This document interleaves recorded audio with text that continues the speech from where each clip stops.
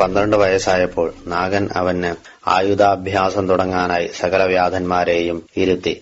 ഹിമാലയം, മഹാമേരു, നിഷധം, ഗന്ധമാദനം, വിന്ധ്യം, മഹേന്ദ്രം, മലയം, ത്രികൂടം, മല്ലികാർജുനം, പിന്നെയും മറ്റുള്ള പർവ്വതങ്ങളിൽ വസിക്കുന്നവരായ സർവ്വവ്യാധന്മാരും കാഴ്ചദ്രവ്യങ്ങളോടുകൂടി വന്നു. നാഗൻ അവരെയെല്ലാം ജാതി മര്യാദ പ്രകാരം മദ്യമാംസങ്ങളാൽ സൽക്കരിച്ചു. കപ്പമായി കൊണ്ടുവന്ന ദ്രവ്യമെല്ലാം സ്വീകരിച്ച് ശുഭമുഹൂർത്തത്തിൽ ബാലനെ പുതിയ വ്യാഘ്രചർമ്മത്തിൽ കിഴക്കോട്ട് നോക്കി ഇരുത്തി നാഗൻ തന്റെ ചുരുകയെ കൊടുത്തു. അപ്പോൾ ശബരസ്ത്രീകൾ അവരുടെ കുലാചാരപ്രകാരം കൂമന്റെ ശബ്ദം പോലെ ശബ്ദിച്ചു. പിന്നെ നാഗൻ ബാലന്റെ കയ്യിൽ വിരലിന്റെ രക്ഷയ്ക്കുള്ള തോലുറയിട്ട് ഇടത്തെ കൈയിൽ വില്ലിനെ കൊടുത്തു. വലത്തെ കൈയിൽ ഒരു ശരവും കൊടുത്തു.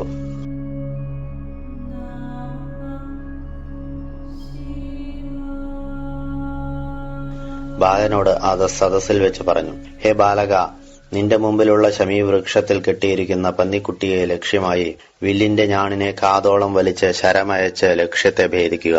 ഇങ്ങനെ നാഗൻ പറഞ്ഞത് കേട്ട് നീലൻ വില്ലിനെ കുലച്ച് ശരത്തെ ലക്ഷ്യത്തിലേക്ക് അയച്ചു. ആ ശരം ചെന്ന് വരാഹ ശിശുവിനെ ഭേദിച്ചു. അതുകൊണ്ട് സകല വ്യാധന്മാരും ശ്ലാഘിച്ചുകൊണ്ട് നല്ലത് നല്ലത് എന്ന് പറഞ്ഞു. പിന്നെ ആ ബാലനെ കൊണ്ട് വ്യാധ വൃദ്ധന്മാരെ നമസ്കരിപ്പിച്ചു. നാഗൻ പുത്രനെ ആലിംഗനം ചെയ്ത് അനിർവചനീയമായ സുഖത്തെ അനുഭവിച്ചു.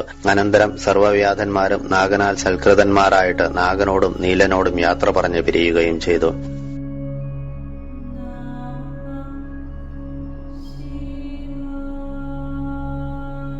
നീലൻ വ്യാധന്മാരുടെ ആചാര്യന്റെ ശിക്ഷയാൽ സർവായുധങ്ങളിലും വിശേഷ സാമർത്ഥ്യത്തെ ലഭിച്ചു. കല്ലും മുള്ളുമുള്ള സ്ഥലങ്ങളിലും കാടുകളിലും അതിവേഗമായി ഓടുവാനും സിംഹങ്ങളെ തടുക്കുന്നതിലും ഭയമില്ലാതെ അവയെ മർദ്ദിക്കുന്നതിലും അവന് സമാനമായ ആരുമില്ലെന്നായി. മൃഗങ്ങളെ പിടിപ്പാനായി വലവയ്ക്കുന്നതിലും സിംഹങ്ങളോട് യുദ്ധം ചെയ്യുന്നതിലും ജന്തുക്കളെ കൊല്ലുന്നതിലും വിടുന്നതിലും അവൻ അതിസമർത്ഥനായി ഭവിച്ചു.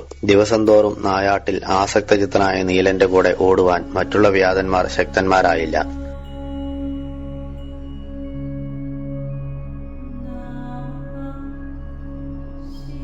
അനവധി ദുഷ്ടമൃഗങ്ങളുള്ള കാട്ടിൽ വസിക്കുന്ന നീലൻ അറിയാത്ത കാടുകളൊന്നും ഉണ്ടായിരുന്നില്ല. അവന്റെ കൂടെ എപ്പോഴും പിരിയാതെ നടക്കുന്ന 2 സുഹൃത്തുക്കൾ ഉണ്ടായിരുന്നു. അവർ നാഗന്റെ സേനാധിപതിയുടെ പുത്രന്മാരായ വലിശനെന്നും കണിശനെന്നും പേരായ 2 വ്യാധന്മാരായിരുന്നു. നീലൻ അവരോടുകൂടെ രാവിലെ പുറപ്പെട്ട് പകൽ മുഴുവനും നായാട്ട് ചെയ്ത് രാത്രി വീട്ടിലേക്ക് മടങ്ങിവരും. ഇങ്ങനെ 5 സംവത്സരം കഴിഞ്ഞു. കാട്ടിൽ തന്നെ തിരിഞ്ഞുകൊണ്ടിരിക്കുന്ന നീലന് കാറ്റും വെയിലും മഴയും മറ്റും ദുസ്സഹമായില്ല. അങ്ങനെയിരിക്കുമ്പോൾ വ്യാധന്മാർ വന്ന നാഗനോട് തെക്കേ ദിക്കിലുള്ള കാട്ടിൽ ദുഷ്ടമൃഗങ്ങളെ കൊണ്ട് വളരെ ഉപദ്രവമുണ്ടെന്നും അത് തീർത്തു തരണമെന്നും പറഞ്ഞു. അത് കേട്ട് നാഗൻ അവരോട് പറഞ്ഞു, ഹേ വ്യാധന്മാരെ, എനിക്ക് മുമ്പത്തെ പോലെ നായാട്ടിനും മറ്റും ശക്തിയില്ല.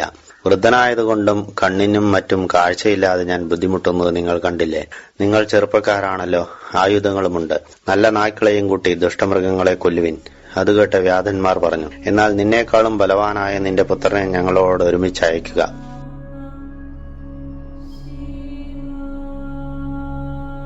അത് കേട്ട് നാഗൻ അവരുടെ പ്രീതിക്കായി നീലനെ അവരോടുകൂടെ അയച്ചു. നീലമേഘതുല്യനായ നീലൻ സുഹൃത്തുക്കളോടുകൂടി വ്യാധസേനയോടൊരുമിച്ച് ദുഷ്ടമൃഗപീഡിതമായ കൊടുങ്കാട്ടിലേക്ക് പോയി. വ്യാധന്മാർ കാട്ടിലെല്ലാം വലകെട്ടി പിടിക്ക് അടിക്ക് എന്നിങ്ങനെ പറഞ്ഞുകൊണ്ട് 4 ഭാഗത്തും നിന്നു. കാട് മുഴുവനും നായ്ക്കളുടെ ശബ്ദം മുഴങ്ങുന്നത് കേട്ട് മൃഗങ്ങൾ സംശയത്താൽ ആകാശത്തിൽ മേഘങ്ങൾ ഓടുന്ന പോലെ അങ്ങുമിങ്ങും ഓടിത്തുടങ്ങി. വ്യാധന്മാരും നീലനും മൃഗങ്ങളെ കൊല്ലുവാൻ തുടങ്ങി. നീലന്റെ ബാണങ്ങളാൽ വളരെ ദുഷ്ടമൃഗങ്ങൾ ചത്തൊടുങ്ങി. നാനാമൃഗങ്ങളും ആകുലങ്ങളായി ഭവിച്ചു. കലക്കിയ സമുദ്രജലം പോലെ കാടെല്ലാം ഇളകി വശായി. ഒരു ലതാഗൃഹത്തിൽ നിന്നും പേടിച്ചോടുന്ന ഒരു കൃഷ്ണമൃഗത്തിന്റെ പിന്നാലെ നീലൻ തെക്കോട്ടോടി. അവന്റെ സുഹൃത്തുക്കളായ 2 വ്യാധന്മാരും അവന്റെ പിന്നാലെ ഓടി. കൃഷ്ണമൃഗമാകട്ടെ കണ്ടു കണ്ടില്ല എന്ന വിധത്തിൽ ക്ഷീണിച്ചവനായ നീലനെ മാരീചൻ ശ്രീരാമനെ എന്ന പോലെ വളരെ ദൂരം കൊണ്ടുപോയി. അങ്ങനെ ഓടിപ്പോകുന്ന കൃഷ്ണമൃഗത്തിന്റെയും നീലന്റെയും മധ്യത്തിൽ ഒരു സൂകരം വന്നു പെട്ടു. നീലൻ അതിനെ കണ്ട വേഗം ഒരു ശരമയച്ചു.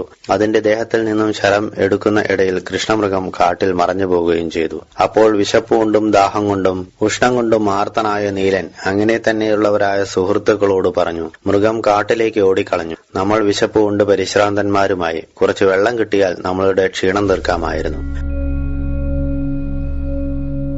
അത് കേട്ട് കണിശൻ പറഞ്ഞു, വളരെ രുചിയുള്ള മാംസമുണ്ടല്ലോ, അത് ഭക്ഷിക്കുക. എന്തിന് താമസിക്കുന്നു? നീലൻ മാംസം പാകം ചെയ്യുവാൻ തീ കാണുന്നില്ലല്ലോ, യാതൊരു ഉപായവും കാണുന്നില്ലല്ലോ എന്ന് പറഞ്ഞു. ക്ഷീണം കൊണ്ട് ഒരു മരത്തെ പിടിച്ചു നിന്നു. അപ്പോൾ കണിശൻ പറഞ്ഞു, ഹേ സഖേ, ഞാനൊന്ന് പറയാം, അത് കേൾക്കുക. ഇവിടെ നിന്ന് 2 നാഴിക വഴി ദൂരത്ത് വലുതായ ഒരു പർവ്വതം കാണുന്നു. അത് സിദ്ധന്മാർ, ചാരണന്മാർ, ഗന്ധർവന്മാർ, ദേവന്മാർ ഇവരാൽ അലങ്കരിക്കപ്പെട്ടതാണ്. ഫലങ്ങളുടെ ഭാരത്താൽ താണിരിക്കുന്ന വൃക്ഷങ്ങളാലും പുഷ്പങ്ങളാലും നിറഞ്ഞിരിക്കുന്ന അനേകം താഴ്വരകളോടുകൂടിയതുമാണ്. അതിന്റെ വടക്ക് ഭാഗത്ത് സ്വർണമുഖി എന്നു പേരായ ഒരു നദിയുണ്ട്. നാനാതരങ്ങളായ സുഗന്ധപുഷ്പങ്ങളാൽ വാസിതമായ ആ നദിയിൽ മത്സ്യങ്ങൾ നെയ്യുരുട്ടി വെച്ചതുപോലെ നടക്കുന്നു. അവിടെ പോയി ആ നദിയിൽ കുളിച്ച് വെള്ളവും കുടിച്ച് ആ മത്സ്യങ്ങളെയും തിന്നാൽ നിനക്ക് മടങ്ങി വരാനുള്ള ബുദ്ധി ഉണ്ടാവുന്നതല്ല. മുമ്പേ ഞാൻ നായാട്ടിന് വന്നപ്പോൾ ആ നദിയെ കണ്ട് പരിചയമുണ്ട്. അതുകൊണ്ട് നമ്മൾ അവിടേക്ക് പോവുക. വേഗം എഴുന്നേൽക്കുക. അത് കേട്ട് നീലൻ എഴുന്നേറ്റ് കണിശനോട് പറഞ്ഞു, ഞാൻ കൊന്ന വരാഹത്തെ സൂക്ഷിച്ചുകൊണ്ട് നീ ഇവിടെ ഇരിക്കുക. നിനക്ക് വെള്ളം ഞങ്ങൾ കൊണ്ടുവന്നു തരാം എന്ന് പറഞ്ഞ് നീലൻ കണിശനോടുകൂടി പുറപ്പെട്ടു. മാർഗത്തിൽ കണ്ട ശുഭശകുനങ്ങളെ ശ്ലാഘിച്ചുകൊണ്ട് അവർ മുഹൂർത്ത നേരത്താൽ ആ പർവ്വതത്തിലെത്തി. നീലൻ പർവ്വത സമീപത്തിൽ സ്വർണമുഖി എന്നു പേരായ നദിയെ കണ്ടു. അതിസ്വാദുകരമായും ശീതളമായും സ്വച്ഛമായുമുള്ള ജലത്തോടു കൂടിയതായും പാന്തന്മാരുടെ പരിശ്രമത്തെ തിരമാലകളുടെ മാധുര്യത്താൽ തീർക്കപ്പെട്ടതായും തീരങ്ങളിലുള്ള അനേകം വൃക്ഷശിഖരങ്ങളിൽ വസിക്കുന്നവകളായ പക്ഷികളുടെ നാദങ്ങളാൽ ശബ്ദായമാനങ്ങളായ ദിക്കുകളോടുകൂടിയതായും സ്നാനം ചെയ്യുന്ന മുനിവൃന്ദങ്ങളുടെ ശിഷ്യകോടികളാൽ സങ്കലമായും കാളഹസ്തീശ്വരന്റെ നിർമാല്യ പുഷ്പങ്ങളാൽ ശോഭിതമായ പ്രവാഹത്തോടുകൂടിയതായും മത്സ്യം, കൂർമ്മം മുതലായ ജലജന്തുക്കളുടെ സഞ്ചാരത്താൽ ഇളകിക്കൊണ്ടിരിക്കുന്ന താമരപ്പൂക്കളോടുകൂടിയതുമായ പത്മങ്ങളുടെ മകരന്തരസത്തെ ആസ്വദിപ്പാനായും വരുന്ന മതിച്ച വണ്ടുകളുടെ ധങ്കാര ശബ്ദത്താൽ നാദിതമായും ഹംസപക്ഷികളുടെ കൊക്കുകളാൽ കൊത്തപ്പെട്ട താമരത്തണ്ടിൽ അതിശ്രദ്ധാവതിയായ ഹംസിയോടുകൂടിയതായും ജലപാനത്തിനായി ഇറങ്ങിയ കാട്ടാനകളുടെ മതജലത്താൽ അലങ്കൃതമായും സിംഹങ്ങളാൽ കൊല്ലപ്പെട്ട മത്തഗജങ്ങളുടെ മസ്തകത്തിലുള്ള മുത്തുകളാൽ ശോഭിതമായും ഇളം കറുകപ്പുല്ലുകൾ പോലെ ശ്യാമളവർണ്ണങ്ങളായ രോമങ്ങളാൽ വിചിത്രവർണ്ണങ്ങളായ മൃഗങ്ങളാൽ മനോഹരമായും തീരങ്ങളിലുള്ള ലതാഗ്രഹങ്ങളിൽ ഉണക്കുവാനിട്ടതായ വൃദ്ധമുനികളുടെ വൽക്കലങ്ങളാൽ ശോഭിതമായും ആഭരണങ്ങളാൽ അലങ്കരിക്കപ്പെട്ടവളെന്ന പോലെ ഇരിക്കുന്ന സമുദ്രപത്നിയായ ദിവ്യനദിയെ കണ്ട് നീലൻ അതിസന്തുഷ്ടയായി.